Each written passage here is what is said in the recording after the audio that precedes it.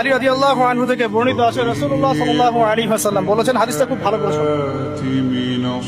রাসূলুল্লাহ সাল্লাল্লাহু আলাইহি ওয়াসাল্লাম বলেছেন, যখন আমার উম্মত এই 15টা পাপে লিপ্ত হবে, এই 15টা পাপে লিপ্ত হবে, তখন তাদের উপর আল্লাহর পক্ষ থেকে আযাব এবং গজব আসতে শুরু করবে।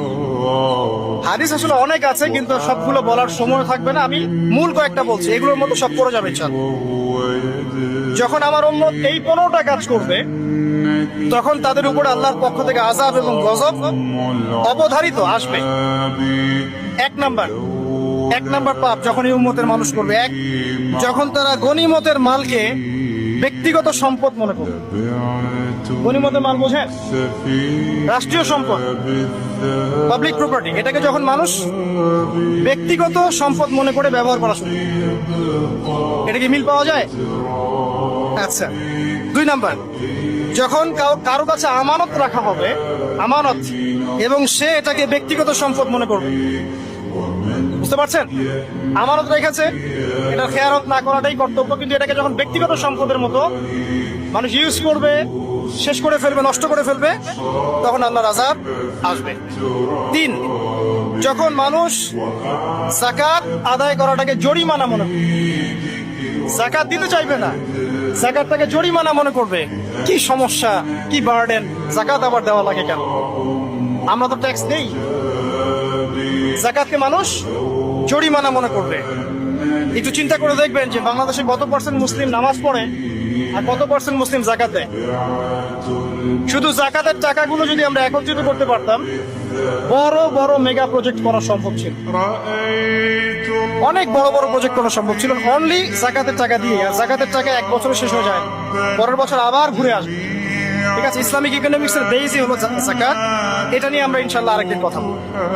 4 নাম্বার, যখন স্বামী, সমাজের স্বামী যারা আছে, এরা স্ত্রীদের আঁচল ধরে থাকবে। বুঝতে পারছেন? স্বামী স্ত্রীর আঁচল ধরে থাকবে, মানে স্ত্রীর অনুগত, স্ত্রী যা বলবে তাই। আচ্ছা, গায়রত নাই, মানে স্বামী পুরুষত্বের গায়রত নাই। 5 নাম্বার, যখন সন্তান মায়ের অবাধ্য হয়ে স্ত্রীর খেদমত করা শুরু, যখন সন্তান মাকে দেখবে না, স্ত্রীকে দেখবে। পাচ্ছেন মিল সমাজে? আচ্ছা। 6 নাম্বার, যখন বাবার পরিবর্তে, পিতা, বাবার পরিবর্তে মানুষ বন্ধুদেরকে সম্মান করা শুরু, বাবাকে সম্মান করবে না, ফ্রেন্ড সার্কেলকে সম্মান। সুবহানাল্লাহ। এরপরে আসেন 7, যখন, আমার কথা রাগ করেন না, এটা হাদিসে আছে, যখন সমাজের নিকৃষ্ট মানুষদেরকে নেতৃত্ব দেওয়া হবে। এটা হাদিসে আছে, সমাজের নিকৃষ্ট মানুষকে যখন নেতৃত্বের আসনে বসাবে মানুষ, তখন সমাজে আল্লাহর গজব আসবে। হাদিস তিরমিজি 2211 নম্বর।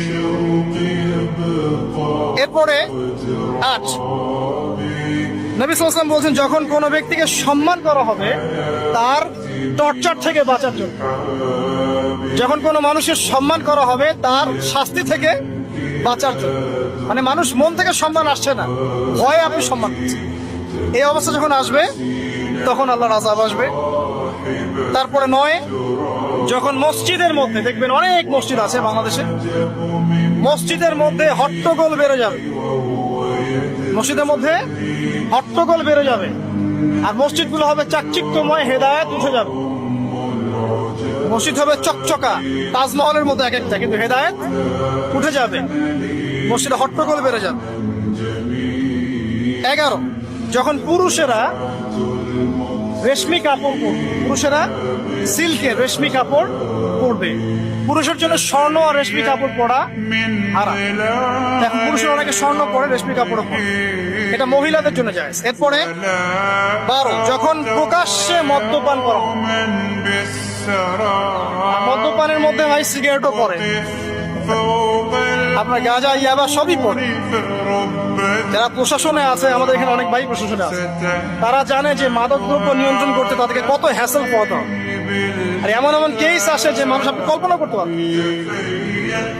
আমি একবার বলেছিলাম যে এমন একটা যুগে আমরা বাস করছি যে এমন পাপ মানুষ করছে এখন যা না কোনো চোখ দেখেছে, না কোনো কান শুনেছে, না কোনো মন কল্পনা করেছে। এমন পাপ করছে। যখন প্রকাশ্যে মদ্যপান করা হবে, এবং লাস্টের দুইটা হচ্ছে 13, যখন বাদ্যযন্ত্রের সংখ্যা বেড়ে যাবে, বাদ্যযন্ত্রের চর্চা বেড়ে যাবে, এবং সর্বশেষ যখন গায়িকাদেরকে সম্মান করা হবে, এবং উম্মতের শেষের দিকের লোকেরা, মানে আমরা উম্মতের প্রথম দিকের লোকদেরকে গালিগালাজ করব। বুঝতে পারলেন? যখন মাদকদ্রব্য প্রকাশ্যে পান করা হবে, যখন আপনার রেশমি কাপড় পুরুষেরা পরবে, যখন বাদ্যযন্ত্র তৈরি করা হবে, চর্চা করা হবে, এবং গায়িকাদেরকে সম্মান করা হবে, এবং যখন এই উম্মতের শেষের মানুষেরা উম্মতের প্রথম দিকের মানুষদেরকে গালিগালাজ করবে। সাহাবীরা কি জানতো?